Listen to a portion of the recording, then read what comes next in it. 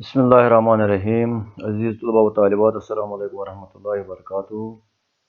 جیسا کہ آپ جانتے ہیں کہ ہمارا موضوع جو ہے حصہ شعر، تو اس میں اس کی آج صنف ہے ربائی کے بارے میں آج ہم پڑھنے جا رہے ہیں۔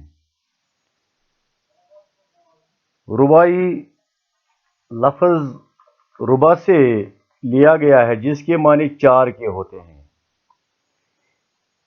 اسی لیے ربائی میں چار مصرے ہوتے ہیں، یعنی چار مصروں یا دو شعر والی نظم کو ربائی کہتے ہیں۔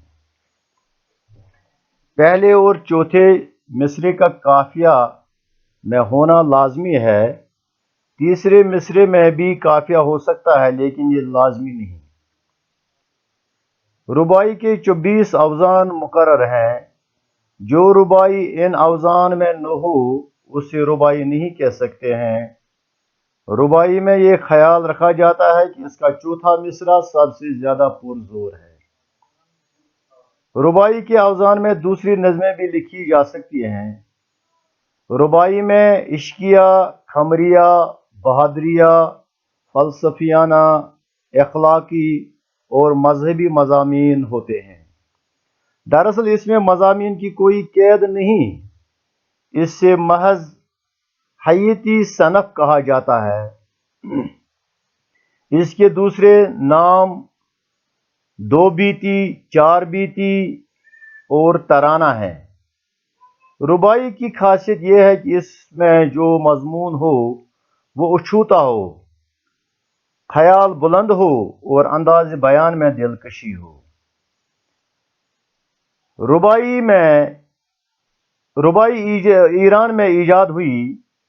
اردو میں پہلی ربائی دکن کے قدیم شاعر عبد القادر سے منسوب ہے۔ دکن کے شعراء نے مجموعی طور پر کم رباعیاں لکھیں۔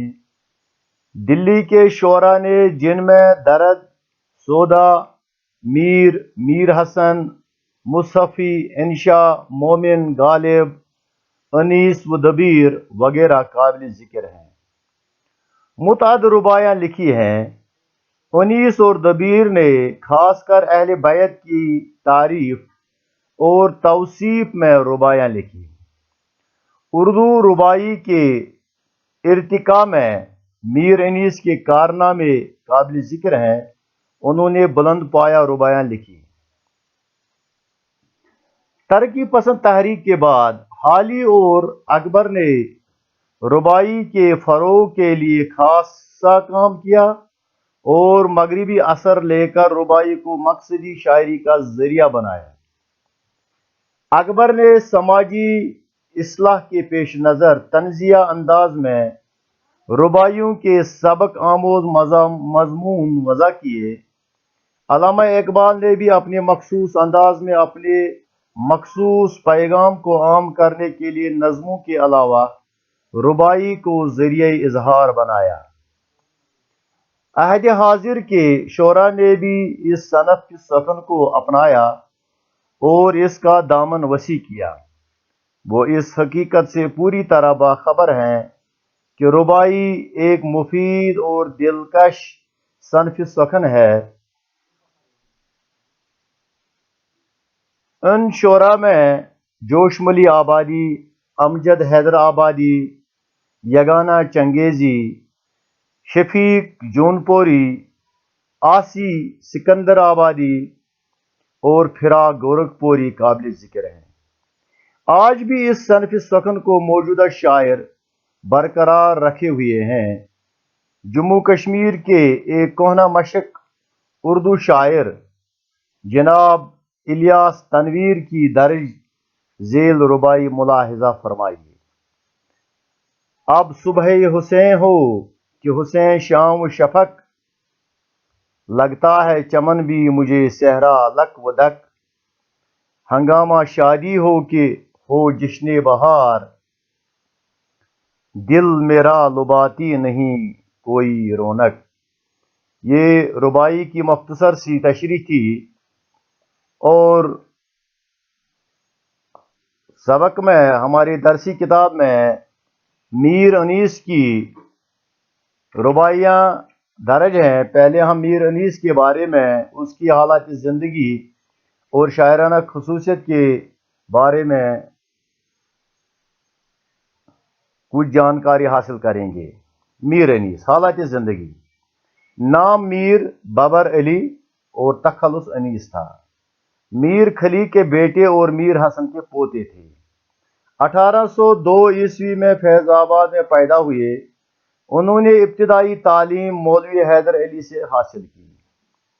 زبان دانی اور شاعری انہیں وراثت میں ملی تھی۔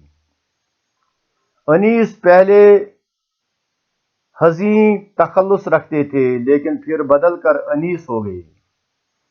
اس پر یہ کہ فطرت بھی موزون تھی۔ اپنے والد سے شاعری میں اصلاح لیتے رہے۔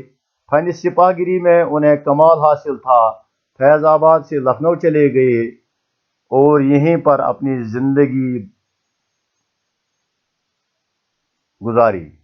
1857 کے انقلاب کے بعد مجبوراً کئی مقامات پر جانا ہوا۔ عظیم آباد، بنارس، حیدرآباد، الہ آباد، غرض ہر جگہ انیس کا شاندار استقبال کیا گیا۔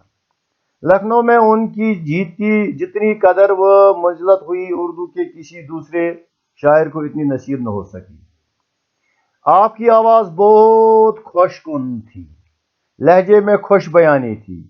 اس کے علاوہ آپ بہت خوش ادا، خوش وضع، خوددار، خلیق، وقت کے پابند اور نہایت صفائی پسند انسان تھے۔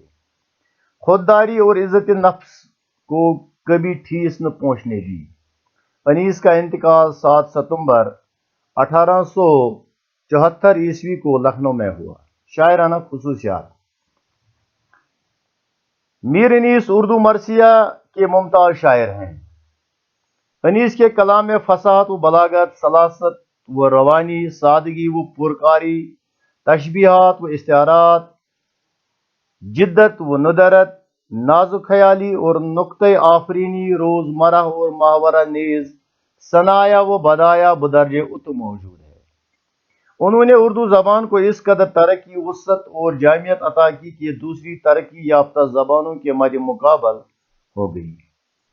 میر انیس کے کلام میں بیان کی صفائی، زبان کی سلاست، فارسی ترکیبوں کی دل آویزی اور روزمرہ محاوروں کا استعمال پایا جاتا ہے۔ وہ مضامین کی نوعیت کے لحاظ سے حسب موقع الفاظ استعمال کرتے ہیں اور صحت الفاظ، روزمرہ اور محاوروں کے استعمال پر خاص توجہ دیتے ہیں۔ جذبات انسانی، واقعہ نگاری اور منظر نگاری کے بیان کرنے پر قدرت کاملہ رکھتے ہیں، یعنی طاقت رکھتے ہیں۔ سیرت نگاری اور جذبات نگاری میں انہیں کمال حاصل ہے۔ ان کے ہاں مناظر فطرت اور مناظر قدرت کی عکاسی کی بھی اعلیٰ مثالیں ملتی ہیں۔ کردار نگاری میں بھی ان کو کمال حاصل ہے۔ واقعات کربلا کو میر انیس نے جس طرح ادا کیا، کوئی اس طرح ادا نہ کر سکا۔ انیس کو مرثیہ کا سرتاج کہا جاتا ہے۔ ان کے مرثیوں میں ڈرامائیت موجود ہے۔ انہوں نے اردو شاعری میں رزمیہ شاعری کی کمی کو پورا کر دیا۔ انیس نے سلام اور رباعی میں بھی نام پیدا کیا۔ چنانچہ انیس کے کلام کی فصاحت و سلاست نے اردو شاعری کی زرخیزیت میں بیش بہا اضافہ کیا۔ پیارے بچوں، یہ رباعی کی مختصر تشریح اور میر انیس کی حالات زندگی اور شاعرانہ خصوصیات کے بارے میں جانکاری آپ کو دی گئی۔ امید ہے کہ آپ اچھی طرح سے اس ویڈیو کو سنیں اور اپنی کتابوں، کاپیوں پر اس کو اندراج کریں۔ وسلام، اپنا خیال رکھیے۔